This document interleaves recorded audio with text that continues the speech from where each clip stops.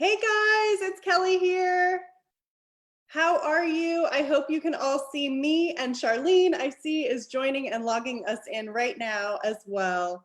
So welcome, thank you so much. I'm so excited to see people are already here as we just get started.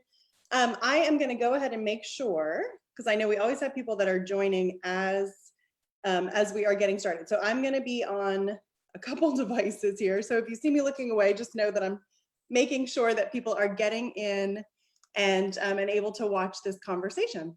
So let me make sure that everyone can see everything properly. And then I am so excited to introduce our guest today, who many of you, if you are in our local North Florida community, will know already. You may have been to her She Is Fierce talk. You may have seen Char on our summit stage.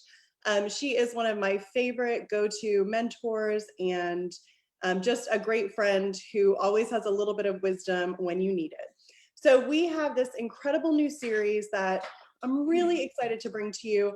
We're going to be doing it here in our live Facebook group. We'll be sharing both the video and some content on radio. So you will be hearing that if you listen to First Coast Connect in the morning in North Florida.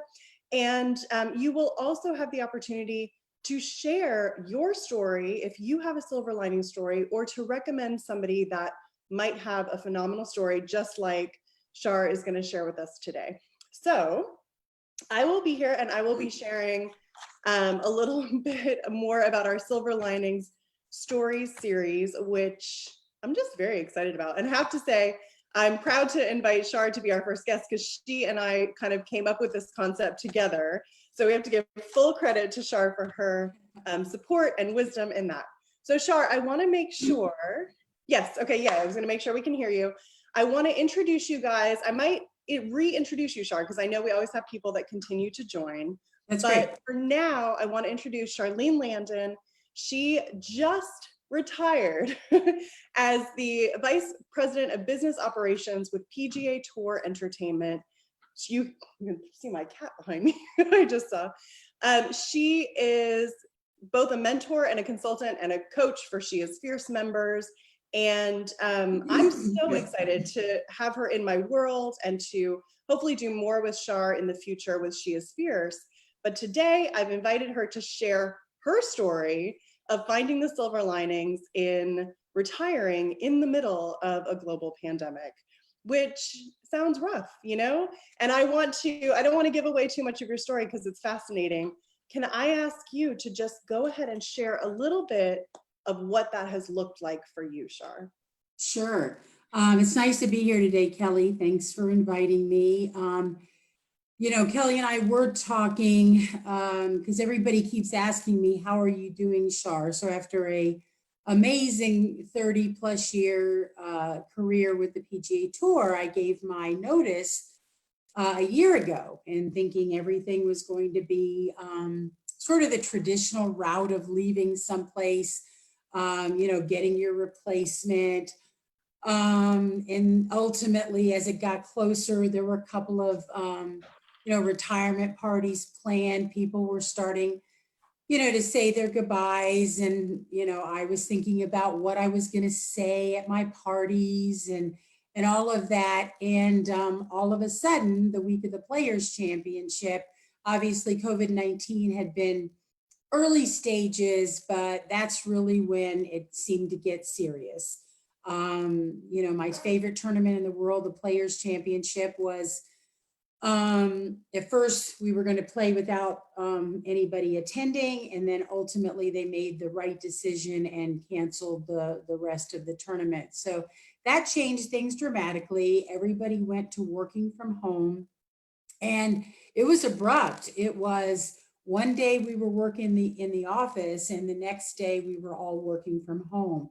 And I really didn't know the impact of that until a couple of days in, all the new Zoom calls, conference calls every day. But I realized that I wouldn't get to see people anymore, that I wouldn't get to say my individual goodbyes. And that was tough to think about that. I mean, I've worked with many of these people for 10, 15, 20, 25 years, some even 30 years. And to think about not saying goodbye, not having those moments that, while I'd like to think of myself as a humble person, it was still going to be fun to have those retirement parties.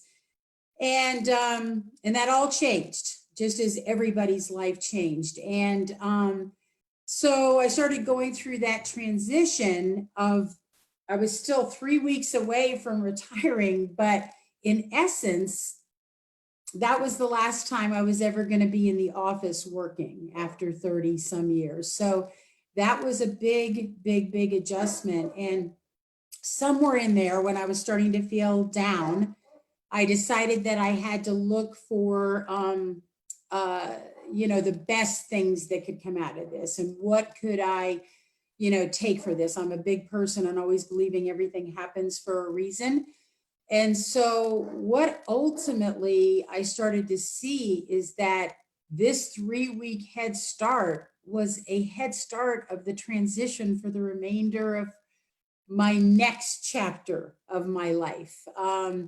And so I went from thinking of it as sad to thinking of it like, okay, you have to now see this as your life is going to be probably at home, maybe working remotely, being on Zoom conference calls. You have to learn about that.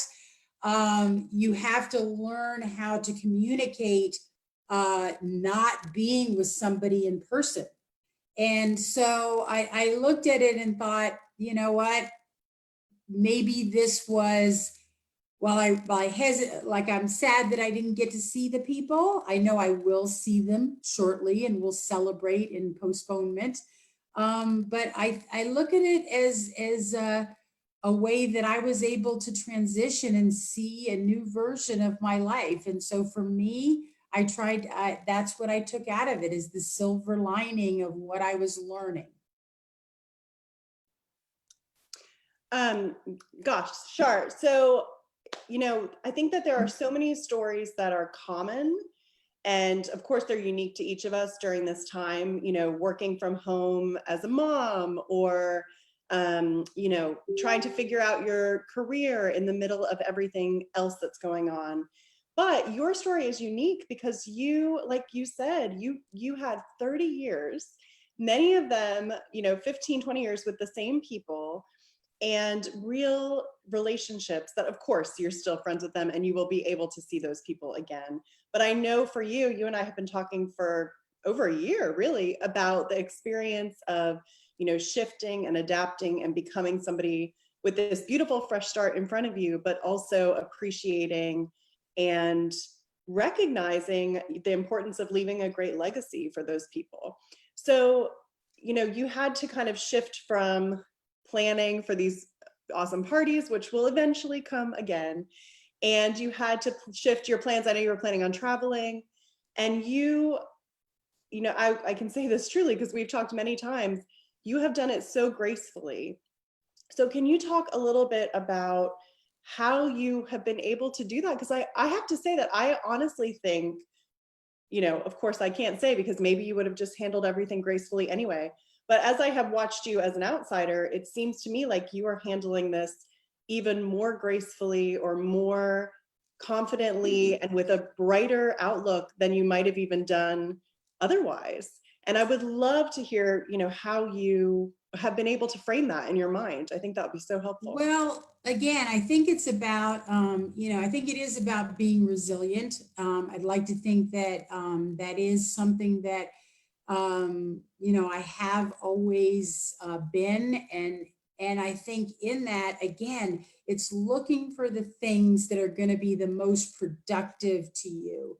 I will tell you, Kelly, sometimes when I will look back, and the parties would have been wonderful. They still will be one day, but I will tell you, the words and feelings and notes and letters that I have received that replaced people being in front of me at the parties, I think they would have said wonderful things, and they would have said, good luck, Shar, and all the best to you, and thank you for what you've done.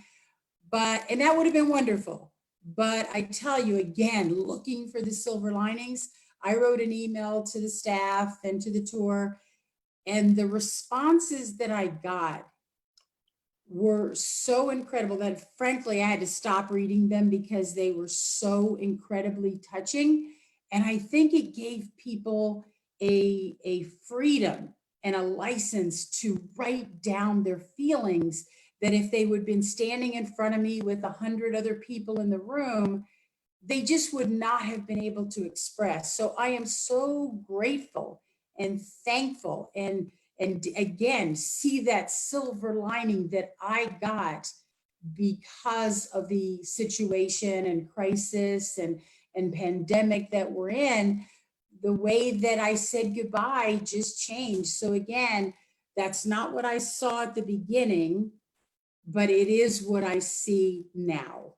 And, I'd like to think that I don't have to have a lot of time to go by for me to be able to catch these moments to say, just listen, just look. If you do that, you will see things differently, that you don't have to say, in 4 months, I'm going to have a retrospective about this. I could feel those things during the moment. So you just adapt. You look at a situation and you say, okay, I can go down this path, okay, of sort of feeling sorry for myself, and boy, how could this happen to me after this 30-year career of everything that I gave? And instead I said, hey, listen, I am such a small part of this incredibly difficult situation that the whole world is going through, that I have to just have that perspective. And so that's what I chose to do. It's like, okay, let's send notes back of thanks. Let's give these people something to say. What you said to me was incredibly touching, and it will always be with me in my heart. But again, I'd like to think that I'm resilient. I look at a situation and say, there's usually 2 paths that you can go down here. One is probably a little bit more productive than the other. And I'd like to think that I just decided that that's the direction I was going to go with this. And this too shall pass, and we will get back to some new way of normalcy. And, I'd like to think that I'll look back and say, this one, it was an incredibly challenging, but just touching moment of my life that I'll never forget. Yeah. Well, I think that, you touched on this, but you're so modest that you did not share, I think, some of the messages that you got. And I know you shared just a little bit of that with me personally. Would you share just a little bit of what you were able to get in writing, which I think is so special because you're encapsulating people's emotions and you'll have that forever, instead of, like you said, maybe a hug from someone that really cares about you, but would never have thought, let me write you a letter to tell you what you meant to me. Well, there were many. As a matter of fact, right now I've probably gotten at least 200 from the staff of PGA Tour Entertainment, as well as many of the staff from the PGA Tour headquarters. That is amazing. And my sister made a suggestion, as a matter of fact, that I am going to print them all out, and I'm going to just keep them together, because they just meant so much to me. But ironically, the ones that meant so much there were so many people that, while I've worked with them for a while, I would never have necessarily thought that we were extremely close. I think they knew I genuinely cared about them, I respected them, and I had concern always for what was happening in their career and in their lives. But those things were usually never verbalized. And several of them came from men that I was surprised that wrote me notes that talked about, I don't want to get choked up, but just that how much I meant to them, how much they thanked me for everything that I did, for creating my biggest success. I think, if I look back at my 30-year career is that many people will tell me that I created a family environment. And sort of nothing makes me feel better, because I always thought about that. People work so hard and so many hours that I just wanted to do everything I could to make the environment as best as it could possibly be for them. Whether it was about having fun, just that the building was nice, that they got what they needed for their offices. Again, every little thing that we could do that was going to help in some way. And I never thought about it. I never spoke about it. But in the notes I received from the people, many staff members and colleagues, they all mentioned it. And so that was incredibly touching, that what I thought I was doing or trying to do, it connected and it mattered to them. And so, again, and then I got an incredibly amazing letter from the commissioner of the PGA Tour, which was 2 pages and so detailed in talking about some of the things that I had done over the years. And thanking me for everything. Again, most of all, creating an environment that people felt really good about coming to work every single day. So again, I don't think I would have gotten all those. I think I might have gotten a few, but I will treasure all of them for the rest of my life. So, I mean, first of all, 200, I had no idea you got that many. And that is just so special. And I think there's so many things for me, just thinking about the silver linings piece of this, that kind of stuck out for me. And I would love to just ask your wisdom. And one was just a thought for those of you who are watching. I think I even talked about this on a different, look, you're like making me cry. I can see I thought no one will be able to tell. One of them, which is not so much a question, but I love this idea of taking this moment in time and actually telling people that matter to you, that they matter to you, right? Mm-hmm. So not just expressing, in a hug or in, let's go out for drinks, but actually taking this moment to say, it's important to me to connect with you. Whether that is because you're retiring or simply because we live far away from each other and we never speak. And I think that is something that is an opportunity for all of us that does bring a lot of meaning. And man, for you, that's an incredible, I don't even know what to call it. It's just an incredible moment in time. It was. And sort of a couple of neat things happened sort of in my last week. And one in particular, we have a monthly staff meeting for the entire 140 staff members at PGA Tour Entertainment. And so we were doing that, via Zoom, and which again was very different, because usually I'm standing in front of everybody and, making the announcements and asking them if they have any questions and giving them any updates. And so at the end of it, my boss happened to be on the Zoom call as well. And we got through the end, and then my boss, very unexpectedly, I did not expect him to do this, said, well, everybody knows this is Char's last monthly staff meeting. We did not expect it to happen like this. But and then he said a little bit, very nice things of thanking me. And then very unexpectedly, every single one of them unmuted their computers, and everybody started clapping. And somebody even said, Char, this is a virtual standing ovation. So again, those unique things that I know I would have gotten many of those, but even that, as strange as it was to not be there in person, somebody even said, Char, this is something that you will remember the rest of your life, Yeah. So anyway, again, silver linings to just see these things, but you have to be looking for them. You really have to be, and then look for them, see them, and then just take a moment to appreciate them because they're all around us, but we do have to be looking and then taking a moment to appreciate them. Okay, so I think it's quite clear that you're a phenomenal leader just by everything that you shared. And I know those who know you already know that.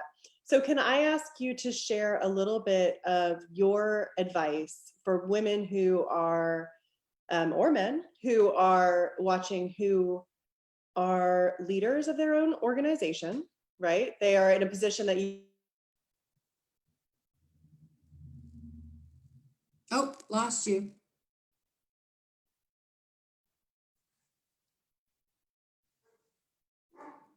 You there, Kelly?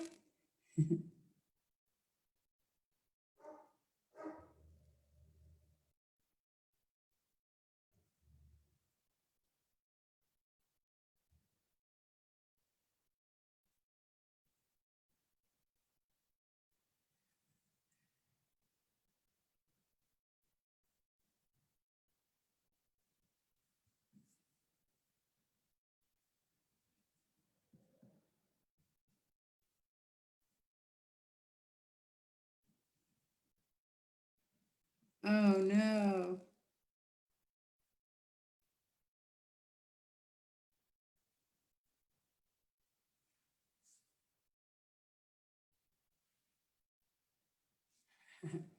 I'm gonna stay.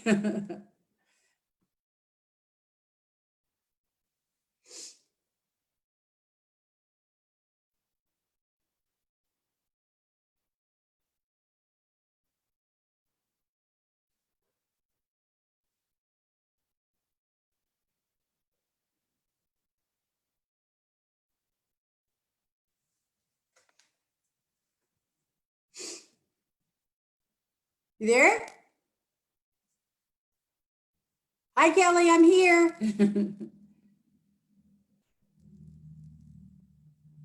Okay, can you hear me? I'm here. Oh my goodness. So I have to tell you guys, I don't even know. I'm going to make sure that everyone can still see us. Thank you for your patience. So my son walked behind the computer and accidentally hit the button and turned the entire computer off. Like, what? So if you are, That's our new world. We have to adapt. I'm glad thank God I have a computer that turns on quickly. So yay, thank you for coming back to us. So, okay, the question that I was in the middle of asking you was about leadership, right? So, so with all of your past experiences, because I know this is a unique situation, but certainly you have dealt with many different crises and different things that required really strong leadership in tough moments.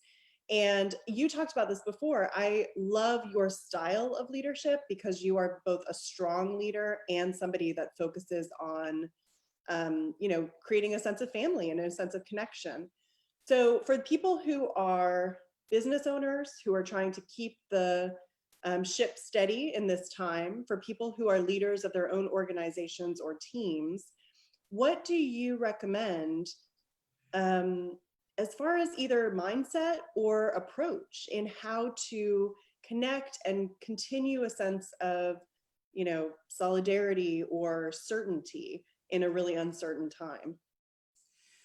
Okay, well, a couple of things. And first of all, they probably relate more in this moment of sort of challenge, crisis, but honestly, they could be used at any time because while nothing compares to what we've been going through for this past month, there's always challenges. They're just to a much, much lesser degree. So the things that have worked for me, both in this 30 plus year career I've had, as well as even going back to high school and college, are, a couple of things. First of all, I think you have to show courage.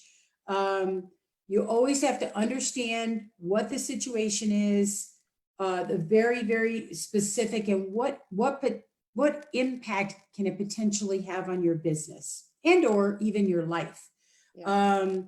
I think it's like, what are the immediate needs? If you have others, like in a work environment, then you have to set up your teams, be very, very, very specific with with what you want your teams to do. Everybody's looking for guidance and leadership, and they want direction.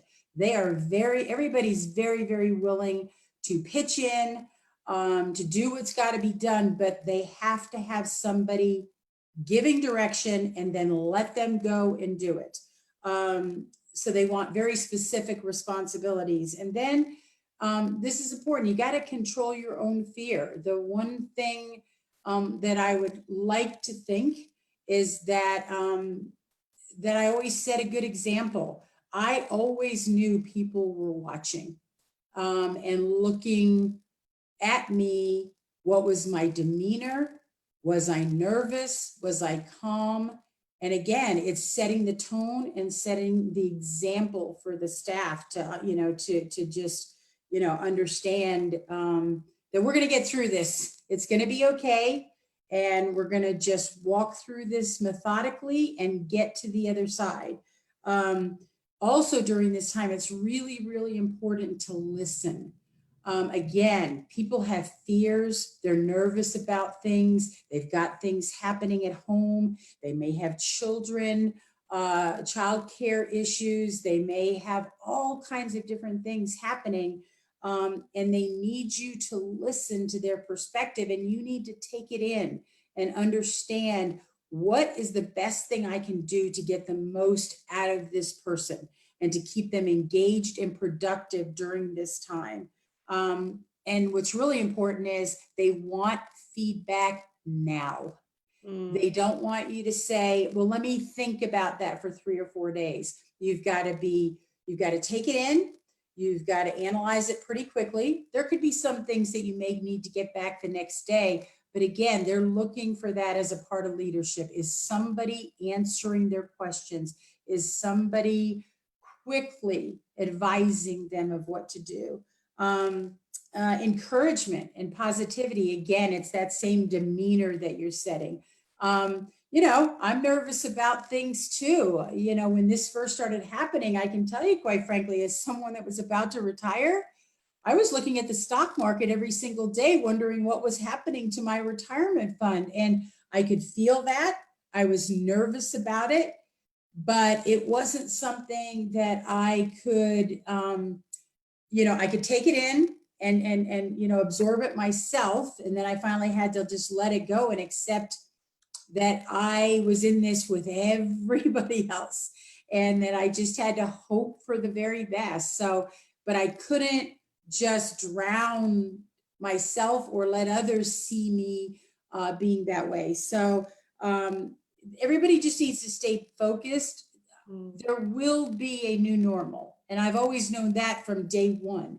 The problem was we just didn't know how long this middle part was going to last, but I always knew we were going to get to the other side. And then I think when this is done and we're back or any crisis, I think you have to reflect. I think you have to look at what happened. What could you have done differently? You don't need to wallow in it, but you do need to take a little bit of time to reflect, see how can we change, make changes based upon our experiences. And then lastly, and most importantly, you need to celebrate with the team. Yeah. This will be something that none of us will ever forget. And we're going to get through this, and we will know that we as a team got through it together. And at the end of that, there needs to be a moment to say, good job on us, that we got through this and we came out the other side. There's work still to be done, but we survived the biggest part of this crisis.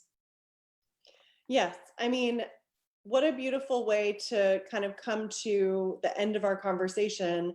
And you talked a little bit about this before, but I think such an important focus on your experience from your story. And I know for every single person in the world right now is understanding and focusing on resilience. And I would love just your insight into what resilience means to you and how you think everybody listening can kind of incorporate that into their life in a stronger way than they are now, or if they're struggling, how can they find a little bit of resilience? Right. Yeah, and I'm not saying it's always going to be easy either, but how I see it is that whatever happens, you're able to withstand it. That you see the adversity, you know what it is, you meet it head on, and you're going to have a few setbacks, but the most important thing is you are going to recover. It is going to be better. One of the things as a leader I think you need to do is, again, going back to that setting an example, but just a little bit differently, you've got to sustain your energy, because those setbacks are going to come. Those moments of like, whoa, are going to come, but your energy level needs to be sustained. You need to accept the pressure, you need to cope, and then you need to adapt. There's going to be the bounce back. So, and as a leader, you do carry the responsibility of being the one that has to keep your energy level up, your positivity up, your resilience up, because everybody else is watching you, you know? And on a personal level, even if you didn't have a team, you need to do that for yourself, because it is the best, quickest, and most productive way to get to the other side, is that you have to just meet it, cope, experience setbacks, and adapt and survive it. I love that. I think that many of us are learning about ourselves in this experience and learning about our friends. I feel like the reason I asked you to come on here with me first was I've been just amazed at the way and the grace that you've carried this experience on your journey. And I think that it's such a fantastic example for every single one of us, that whatever we're dealing with right now, we can look at the silver lining. We can see the opportunity and the possibility that will come when this has passed. And I want to ask you, will you share your final words of wisdom? So anything that you would really want those in our community to walk away with today as they go back into life and continue to focus on being resilient? Wow. Well, I don't feel like I have all the answers, but I do know this. I have never felt so much like we are all in something together than I have during this experience. And so because of that, I hope everybody can look to that we all are in this together, and understand there is strength in numbers. And because we all are adapting and figuring things out and learning new things, that at the end of it, the silver lining is, I hope we all do learn and take a moment to take something out of all of this. This all could not have happened without us changing. And so I know there are a lot of people going through some tough times right now. I feel for you. I think the world is feeling for everybody that's going through really challenging times right now, from either loneliness or financial reasons, or so many different things that we're all experiencing. So I hope that there are so many people here that are with you, and I feel the same way. I feel like people are with me, and that makes me feel so good. So I would just say, we're getting close, and hang in there. It might take us a little while to go from normal A to get to normal B to whatever it's going to look like in a year.